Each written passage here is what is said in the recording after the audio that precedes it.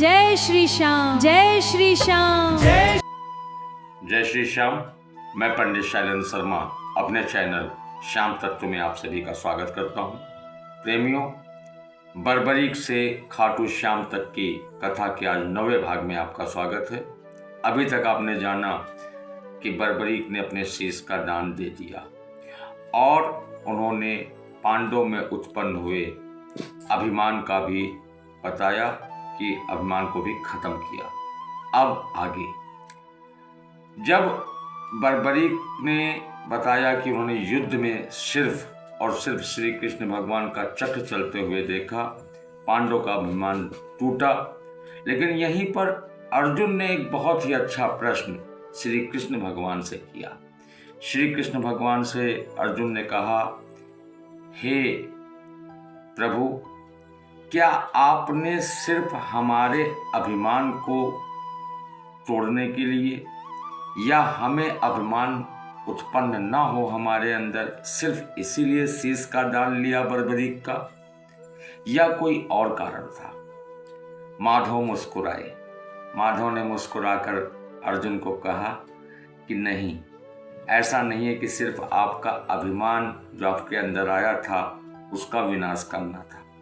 मैं स्वयं उसका आपको समझाकर उसका अंत कर सकता था, लेकिन बर्बरीक के शीश की आवश्यकता सिर्फ इतने मात्र के लिए नहीं थी। बर्बरीक के शीश की आवश्यकता क्यों थी, मैं आज आपको बताता हूँ।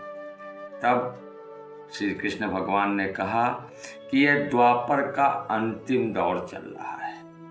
द्वापर के बाद मुझको इस मृत्यु लोक से प्रस्थान करना है और कलयुग में मेरी उपस्थिति, मेरे जो प्रेमी हैं, मेरे जो भक्त हैं, उनका कल्याण कैसे होगा, इसकी संरचना बर्बरीक के इस शीश के माध्यम से की गई है। इसके बाद अर्जुन से न संबोधित होकर कृष्ण भगवान सीधे सीधे बर्बरीक से संबोधित होते हैं और बर्बरीक से कहते हैं कि बर्बरीक, तुमने जो यह महादान दिया है, तुम निश्चित तौर पे युद्ध तो नहीं लड़ पाए, लेकिन तुम्हारे इस दान की मैं तुमको वरदान देता हूँ कि आने वाले युग कलयुग में तुम्हारी पूजा मेरे नाम से होगी। मैं तुमको आज अपना नाम देता हूँ श्याम।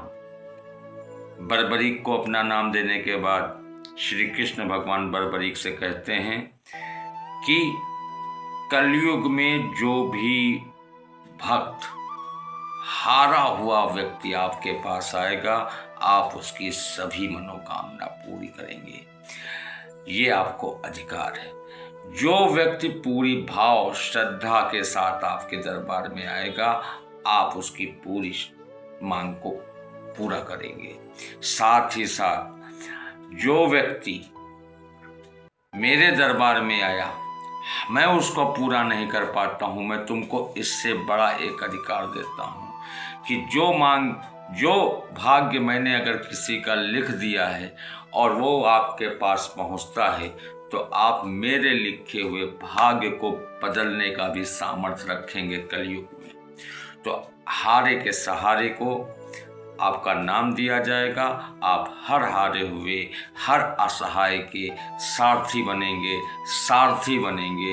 ये आपको मेरा आशीर्वाद है। इसके बाद श्री कृष्ण भगवान पांडवों से कहते हैं कि इस शीश को नदी में प्रवाहित कर दिया जाए।